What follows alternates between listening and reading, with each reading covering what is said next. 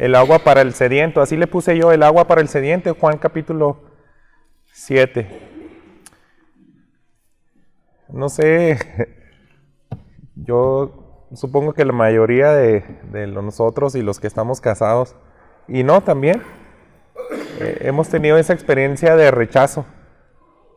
Cuando tú cortejas a alguien, y algunos tenemos límites distintos, puedes intentar varias veces, y algunos son más aferrados a tal grado de que le cuestionan sus amigos a ese tipo de personas y le dicen, ¿por qué le insistes tanto si es un amor que no? Hasta veo sonrisas, ¿no? A lo mejor se están acordando ahí del esfuerzo que tardaron, ¿verdad? A lo mejor tú ya deberías de desistir y no te merece. ¿Dónde está tu dignidad? Y este capítulo, hermanos, yo encontré algo, pues se me hizo muy asombroso. Empecé a notar que hay mucho rechazo de parte del Señor hacia el Señor Jesús. Y es lo que quiero ver, que veamos confusión y rechazo al Salvador del mundo. La persona que se describe en la Escritura como Dios es amor, el que no es alguien que ama, sino Él es amor. Esta persona tiene una manera de amar increíble, es tan paciente, es tan bondadoso, y esa persona, la que tiene la capacidad de amar de manera diferente a cualquiera aquí en nuestra tierra, fue rechazado, hermanos. Cualquiera de nosotros hubiéramos tenido un límite, y no sé si enumeré muy bien las cosas o algunos puedan contar los rechazos de manera distinta a las que yo encontré en este capítulo, pero al menos 10 rechazos claros yo encontré acerca de Jesús en este día que Él conversaba con las multitudes. Y es lo que quiero que veamos, hermanos. En medio de tanto rechazo, ese amor se manifiesta y hace una invitación de beber el agua viva. Y vamos a entender que eso es tan maravilloso. Ante el rechazo que tú y yo pudimos haberle dado a nuestro Señor Jesús, Él insistió y sigue insistiendo, y con los brazos abiertos a aquellos que aún le rechazan. Y creo que este capítulo es bueno y es de bendición a la iglesia, porque de esta manera pues nos da herramientas para compartir el Evangelio, para compartir qué clase de Dios tenemos. Y una vez que nosotros vivimos bajo la llenura del Espíritu Santo que Él da, que es lo que vamos a ver aquí, cuando el sediento bebe de esa agua viva, Él también ahora está en esa capacidad de amar como Jesús amó. Entonces, pues si usted quiere aprender a tolerar un poquito más a su pareja, venga y beba de esta agua viva, y de esa manera vamos a encontrar la fortaleza ante el rechazo que pudiéramos tener. Bien, a partir del versículo 1 hasta el 36, yo conté bastantes rechazos hacia nuestro Señor Jesús, y simplemente vamos a estar viendo conforme avancemos a la lectura en qué consisten esos rechazos. Déjenme leerle el primer rechazo que yo encontré. Versículo 1 dice así: después de esto Jesús andaba por Galilea, pues no deseaba andar por Judea, porque los judíos lo querían matar. Este primer rechazo consiste en eso, hermanos, y es un rechazo bastante fuerte. No es alguien que te quieres aislar de él, sino es alguien que le quieres quitar la vida. Si le quieres quitar la vida, es que ya nunca más lo quieres volver a escuchar. No quieres que te insista en esa manera de vida que Él te invita. Y en eso consistió este rechazo cuando Jesús andaba por Galilea. Eso es el norte de Israel, y es lo que veíamos multitudes como aquellas que alimentó con los panes. Son aquellas personas que le rechazaban, y principalmente los de Judea. Por eso Jesús se iba a Galilea. Perdón, esa es la aclaración.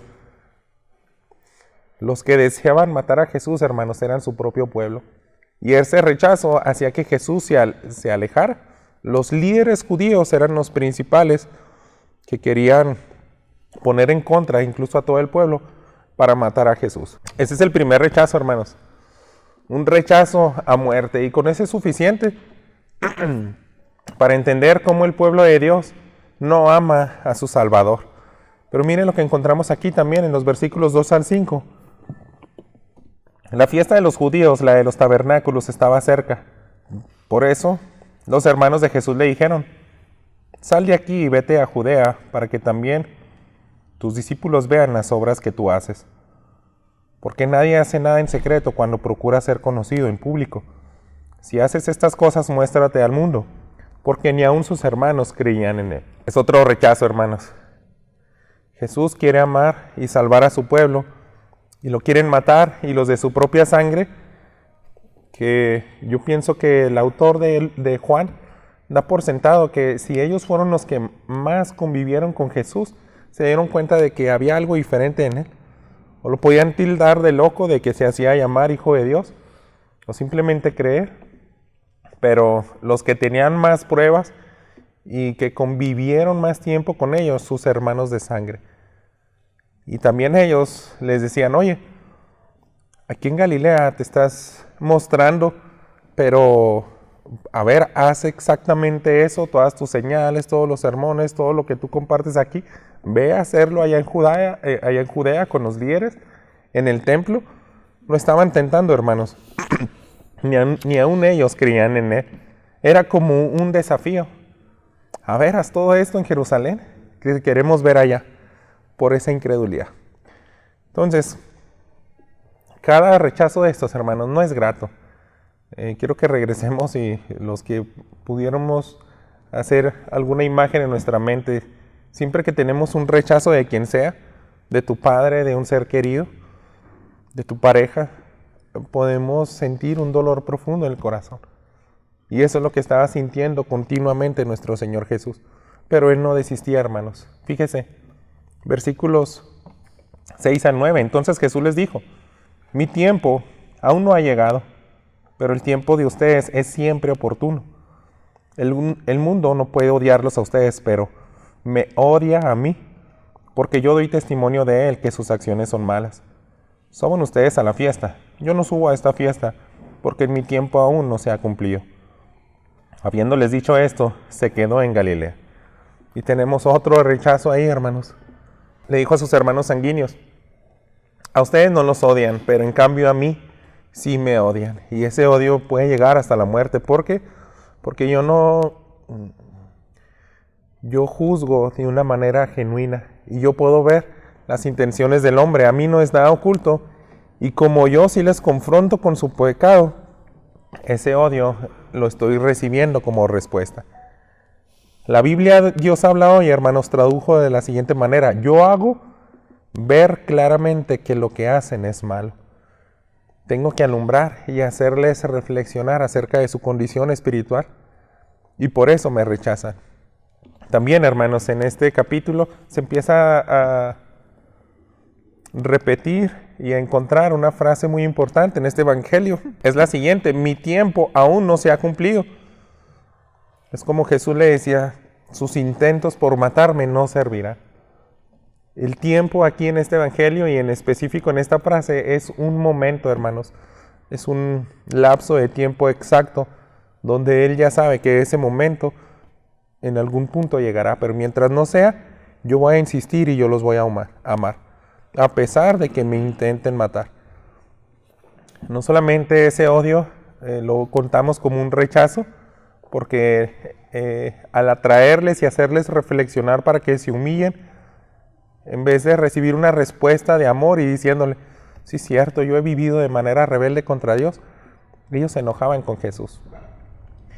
Fíjese otro rechazo, en versículo 10 al 13.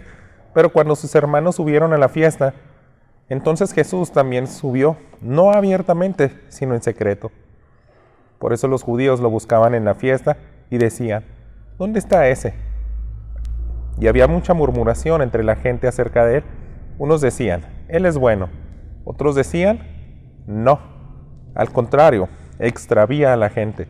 Sin embargo, nadie hablaba abiertamente de él por miedo a los judíos. Otra vez, hermanos, empezó a haber murmuraciones y a haber distintas percepciones acerca de Jesús. Y a pesar de que algunos querían creer y querían ver su bondad, Aquí encontramos, hermanos, el cuarto rechazo. Porque unos decían, al contrario, se está encargando de extraviar a la gente. Es alguien que no es digno de confiar. Entonces ese rechazo de llamarle mentiroso, de hacerle ver como alguien que tiene las peores intenciones para amar a sus hijos, es algo que hiere el corazón de nuestro Señor Jesús. Esa mucha murmuración en otras versiones dice, al contrario, extravía a la gente. Está engañando, es un farsante y solamente está engatusándolos en una mentira que después, cuando todo se salga a la luz, vamos a salir nosotros perjudicados. Tal vez ya en este cuarto intento de amarles y de rechazarles, muchos de nosotros hubiéramos desistido, ¿verdad? Pero Jesús insiste, hermanos, y cada vez que tiene una conversación con ellos, podemos ver cómo Él es paciente, es bondadoso. Ante tanta ofensa, fíjese sus reacciones. Continuemos en el versículo 14. A la mitad de la fiesta, Jesús subió al templo y se puso a enseñar. Entonces los judíos se maravillaban diciendo, ¿cómo puede éste saber de letras sin haber estudiado? Jesús entonces les respondió, mi enseñanza no es mía, sino del que me envió. Si alguno está dispuesto a hacer la voluntad de Dios, sabrá si mi enseñanza es de Dios o si hablo de mí mismo. El que habla de sí mismo busca su propia gloria, pero aquel que busca la gloria del que lo envió, Él es verdadero y no hay injusticia en Él. Ahora está a la mitad de esta fiesta de los tabernáculos, una de las fiestas más importantes de celebración del pueblo de Israel, e inicia ahora sí a tener ese diálogo con los líderes judíos. Y cuando los quiere persuadir, ve esa incredulidad, porque la manera, si usted lo percibe, yo puedo ver que hay cierto desprecio y son despectivos. Los mejores rabíes, hermanos, eran conocidos y eran muy selectivos en seleccionar sus alumnos. Entonces, un rabí famoso no estaba rodeado de tantos jóvenes. Estos jóvenes tenían que pasar muchas pruebas. Y cuando alguien pasaba esa prueba, pues yo creo era alguien ya que se distinguía. Y podían decir, mira, mi primo fulano, él es alumno de tal rabí famoso. Pero a Jesús, hermanos, nunca lo vieron tomando clases con otro rabí, con otro hombre. Y por eso son esas palabras de desprecio. En ese versículo 15 dice, ¿cómo puede éste saber de letras sin haber estudiado? Yo puedo percibir que también ese pudiera contar como un rechazo. Aquel que nos quiere enseñar si nunca lo vimos con uno de nuestros maestros. ¿De dónde saca tanta mensaje? No es digno de que nosotros le creamos. Seguramente se maravillaban. Y Jesús, a esas personas que le rechazaban y que no querían creer en sus enseñanzas, nos deja una pista también a nosotros, hermanos, de cómo podemos saber si nos está engañando Jesús o no. La encontramos aquí en el versículo 17, dice, si alguno está dispuesto a hacer la voluntad de Dios, sabrá si mi enseñanza es de Dios o si hablo de mí mismo. Y Jesús les dio esa pista, ponlo en práctica. ¿Realmente amas a Dios con todo tu corazón? ¿Realmente anhelas conocer y obedecer la voluntad de Dios? Porque cualquiera de ustedes que haga ese ejercicio se va a dar cuenta que yo soy digno de confianza y también me van a amar a mí. Entonces, ante esa invitación, pues obvio que muchos no lo pusieron en práctica. Y aquí viene otro rechazo, versículos 19 al 20. No les dio Moisés la ley, y sin embargo, ninguno de ustedes la cumple. ¿Por qué me quieren matar? La multitud contestó, ¿quién es un demonio? ¿Quién te quiere matar?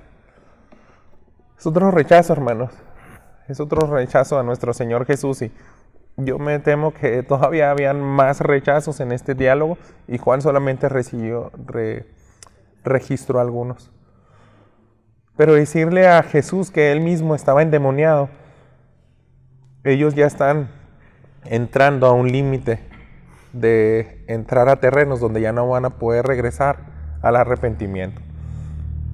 es ese rechazo, es decirle a Jesús, te voy a despreciar a tal grado que yo ya no voy a tener esperanza, porque eso es una blasfemia contra el Espíritu Santo. Atribuir el amor de Dios, sus enseñanzas, sus milagros a la obra de Satanás es algo tan peligroso, hermanos. Y Jesús mismo lo había enseñado en otros evangelios, decía, ustedes pueden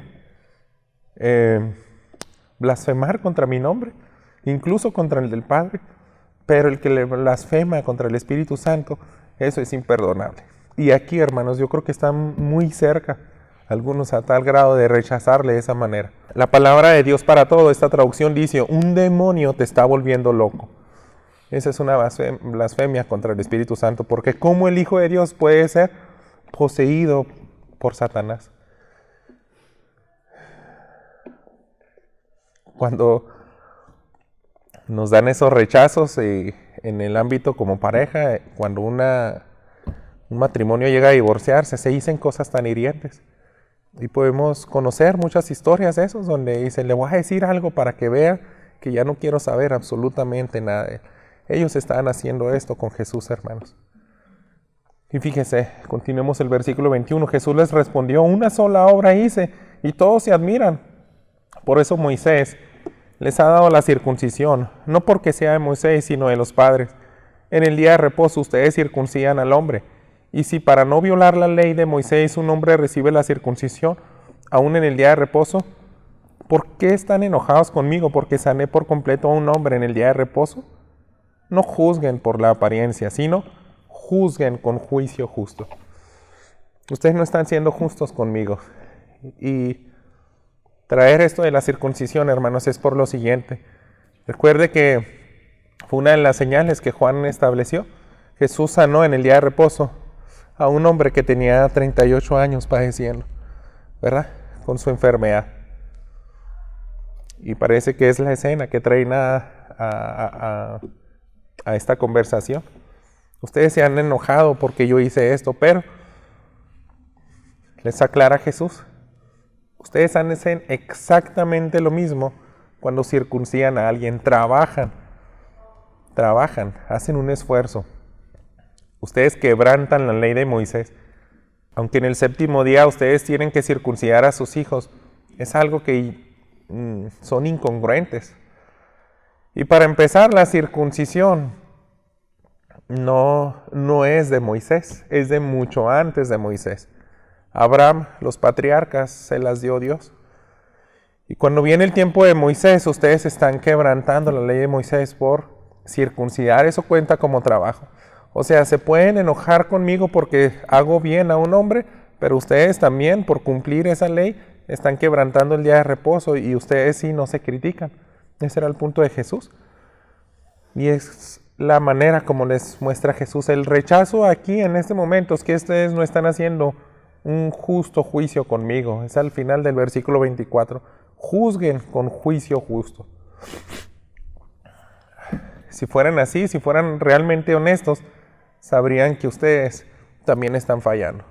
Así que no sean tan duros para conmigo. Yo les quiero amar, les quiero hacer reflexionar, les estoy demostrando que ustedes también necesitan de humillarse y arrepentirse delante de Dios, pero no les importa ver sus errores. Solamente les gusta ver lo que ustedes consideran que son errores en mí. Este es el rechazo 8, hermanos. Fíjese el versículo 25. Entonces algunos de Jerusalén decían, ¿no es este al que procuran matar? Y vean, habla en público y no le dicen nada. ¿No será que en verdad los gobernantes reconocen que este es el Cristo? Sin embargo, nosotros sabemos de dónde es este. Pero cuando venga el Cristo, nadie sabrá de dónde es.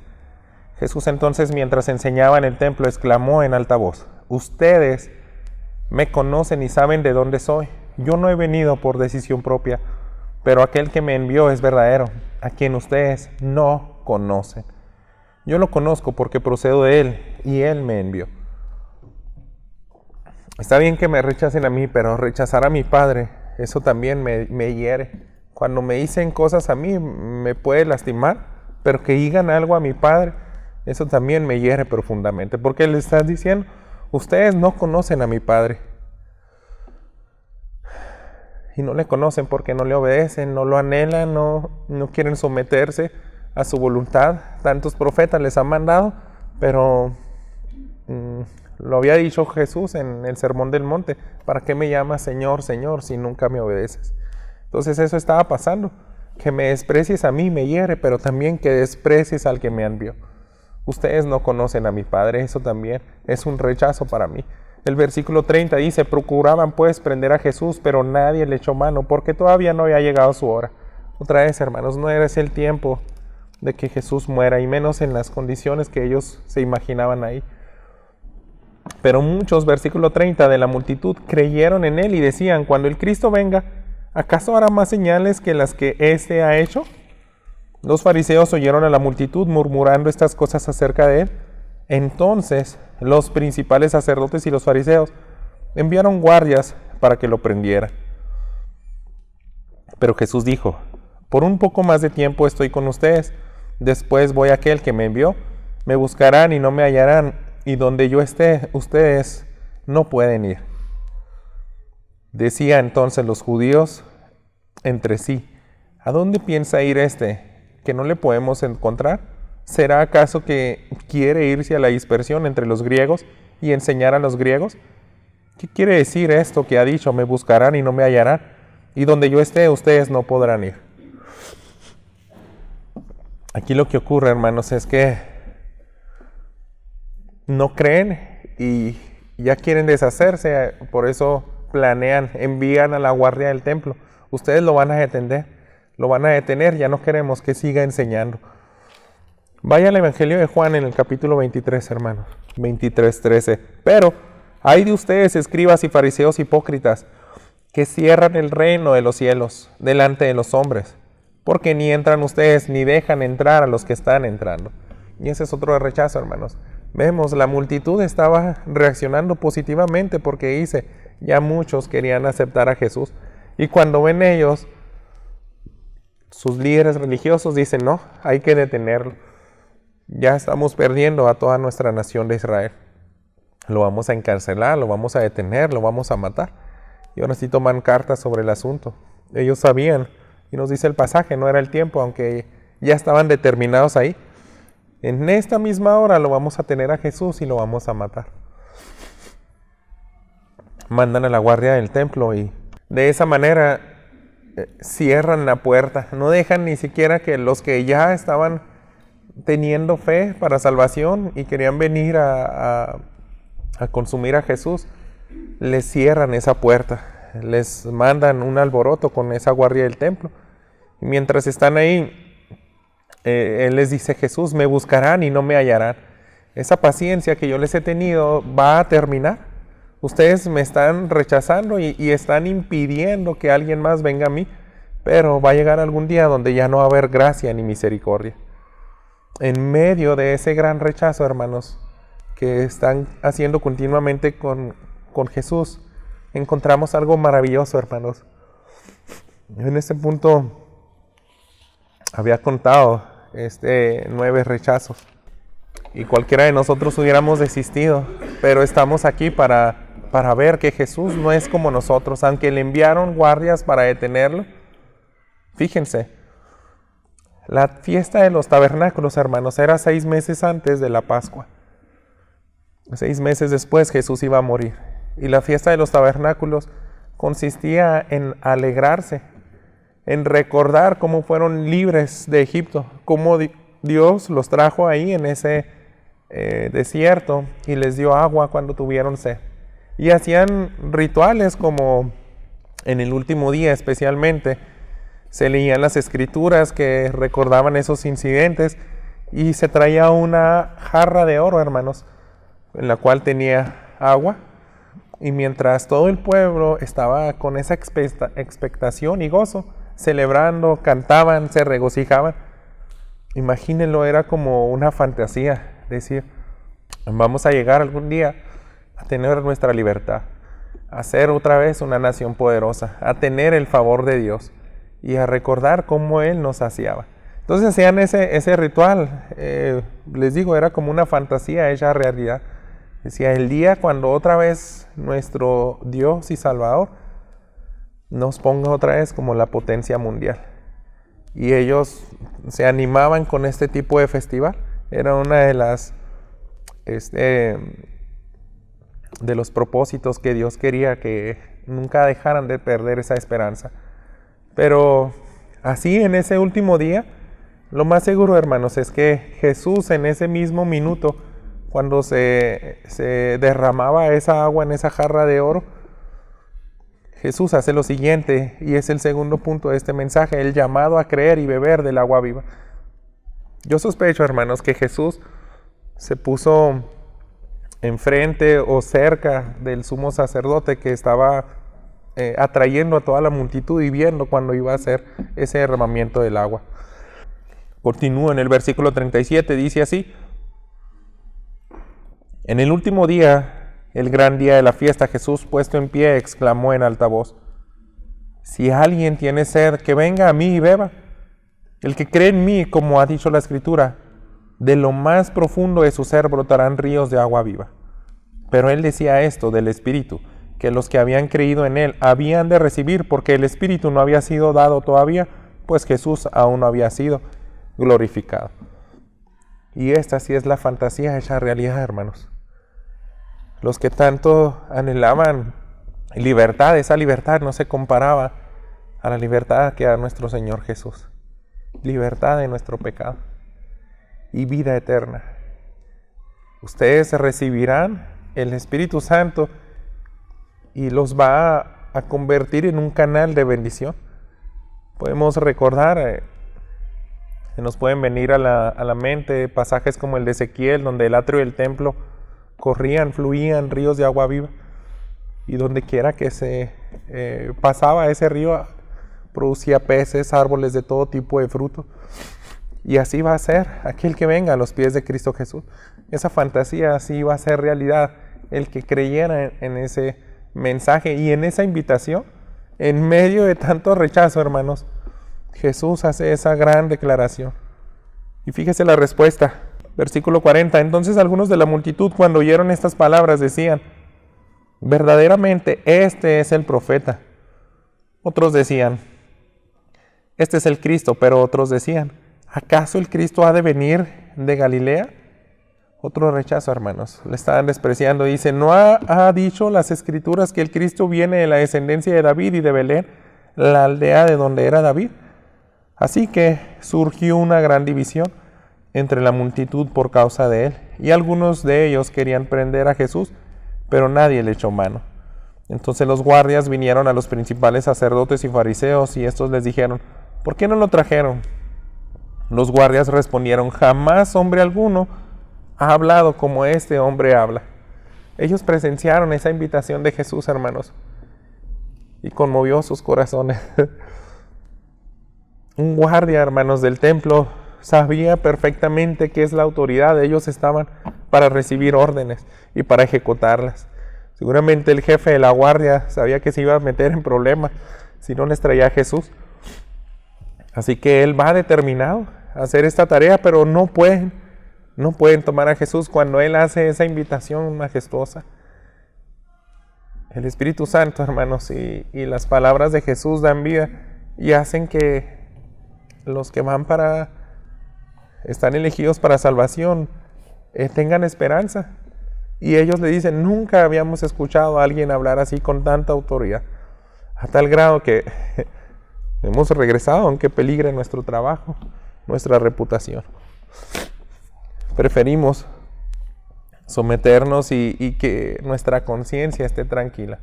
Esta división que surge a partir de las palabras de Jesús tiene que ver con eso. ¿Van a creer o no? ¿Acaso este será el Cristo? Y unos le rechazan porque no son honestos, hermanos. A pesar de que saben que las Escrituras tienen que haber nacido en Belén, ellos no quieren creer. Y están en completa rebeldía, hermanos, porque ¿qué les cuesta preguntar? ¿Qué les cuesta indagar e ir a los registros del templo, a los censos, donde se encuentra la información y la evidencia, y decir: a ver, queremos saber si José es de Belén o es de Galilea? Pero cuando tú estás rebelde y quieres rechazar, ya no quieres hacer ningún intento por desengañarte, Por eso Jesús les decía en Mateo 23, son ciegos guiando a otros ciegos. Se están guiando guiando a un hoyo, a su ruina, ustedes mismos. Pero hermanos, esa luz, la luz de Jesús es la guía, es la luz que llega en medio de las tinieblas y en medio de todo rechazo. Hay personas que sí pueden decir, jamás había escuchado un mensaje como este, un mensaje de esperanza. Déjenme leerle la última parte de este capítulo 47 al 53. Entonces los fariseos le contestaron a esta guardia que no trajo a Jesús, ¿es que también ustedes se han dejado engañar? ¿Acaso ha creído en él alguien de los gobernantes o de los fariseos? Pero esta multitud que no conoce la ley, maldita es. Nicodemo, el que había venido a Jesús antes y que era uno de ellos, les dijo, ¿acaso juzga nuestra ley a un hombre a menos que le oiga primero y sepa lo que hace? Ellos le respondieron, ¿es que tú también eres de Galilea? Investiga y verás que ningún profeta sale de Galilea. Y cada uno se fue a su casa. Ahí se terminó, hermanos. Rechazaron la oferta de Jesús, se fueron a su casa, vacíos, sin probar esa agua viva. Y este personaje, Nicodemo, recuerden, tuvo esa conversación con Jesús y su corazón seguramente era de los que ardían porque él quería justicia para su salvador, para él que le había dicho en pocas palabras, sabemos que tú vienes de parte de Dios porque nadie puede hacer esas señales, yo sí creo en ti.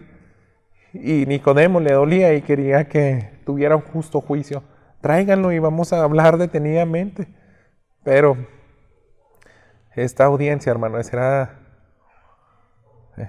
terrible en su rechazo porque esa ceguera hacía que ese rechazo lo dijeran tan tranquilo y con tanta seguridad, pero se estaban engañando. Cuando le dicen a Nicodemo, investiga, no hay ningún profeta de Galilea, ellos se equivocaron, hermanos. Nahum, Oseas y Jonás son profetas de Galilea. Entonces ellos están deliberadamente, están tan enojados, están empeñados en rechazar a Jesús que ya se han cegado. Ellos eran expertos en la ley, ellos lo sabían. Jonás estaba ahí predicando para que Nínive no destruyera Galilea, pero le han rechazado, hermanos. Podemos aprender, hermanos, y quiero que entremos a las aplicaciones, que tenemos un Dios sorprendente, un Salvador, que es paciente para los que le rechazan. En el Evangelio de Mateo, en el capítulo 23, encontramos esa bonita imagen de la gallina juntando a sus polluelos. Y es tan bonito, ¿verdad? Los que las hemos visto, y sobre todo en tiempo de lluvia o cuando se van a dormir, vienen sus polluelos, se meten abajo de sus alas y están ahí, se sienten abrigadas y protegidas. Pero fíjese lo que dice este capítulo 23, verso 37. Jerusalén, Jerusalén, la que mata a los profetas y apedrea a los que son enviados a ella. ¿Cuántas veces quise juntar a tus hijos como la gallina junta sus pollitos debajo de sus alas y no quisiste? ¿Cuánto insistió, hermanos, aquí en este capítulo? Y solamente en este capítulo 7, porque Jesús ya venía insistiendo y durante todo su ministerio recibió esos rechazos, hermanos. Jesús es asombroso, hermanos, es tan paciente y así lo ha sido con muchos de nosotros y lo sigue siendo. Y hermanos, yo quiero que en esta mañana nosotros recordemos que Dios ha derramado esa misericordia y esa paciencia para contigo y para conmigo. No debemos de olvidar eso, hermanos. Lo mismo ha sido contigo y conmigo. Y yo quiero invitarles a que se hagan solamente esta pregunta. ¿Cuál va a ser la respuesta que tú le vas a dar? Él quiere y te invita todavía, mientras todavía estamos a tiempo, ven y bebe de esta agua. Si tú quieres que fluya ríos de agua viva, agua que no está estancada, que en vez de beneficiar perjudica, tú quieres todo lo contrario, ven y bebe en mí. Yo soy la fuente. Roguemos, hermanos, que siempre el Padre produzca esa sed, porque esa es la invitación, en esa consistía. Yo les dije, el título de este sermón es Agua para el sediento. El agua está disponible siempre. La fuente es Jesús. Pero solamente los sedientos saben que va a ser lo más insensato despreciarla. Aquellos que realmente dicen, yo necesito esto, porque me la paso rechazando a Dios. Yo no puedo amar a mi prójimo como Jesús ama. Yo no puedo hacer que mi matrimonio se vea reflejado en el Evangelio, porque ni siquiera yo estoy viviendo del agua de vida. Así que roguemos al Padre en esta mañana que produzca en nosotros esa sed. Solo así, hermanos, vendremos a Él. Y Jesús lo había enseñado en el capítulo anterior. El que el Padre atrae a mí, ese es el único que va a venir. Y seguimos insistiendo, hermanos. Estas invitaciones es sorprendente porque Jesús dice, se levantó y exclamó en voz alta, dice el versículo 37. Imagínense esa escena, hermanos. No se quedó sentado en una postura y hablando en voz normal o voz baja, como si nadie no quisiera que lo escucharan, sino que Jesús, hermanos, fue como esa gallina, vengan a mí, aquí estoy. Y lo mismo está haciendo esta mañana. Fíjese, en el capítulo 4, 14, esa enseñanza que le decía a la mujer samaritana acerca del agua viva, el que beba del agua que yo le daré no tendrá sed jamás, sino que el agua que yo le daré se convertirá en él en una fuente de agua que brota para vida eterna. Esa es la invitación. ¿Quieres la vida eterna? Vengamos a Jesús. Y también sus hijos, vengamos continuamente. El Evangelio es la luz que saca las tinieblas de las tinieblas al hombre, hermanos. Y por último, a los que somos hijos de Dios, quiero que nos vayamos considerando esto. En el Evangelio de Lucas, en el capítulo 11, se nos dejó una ilustración de nuestro amado Salvador.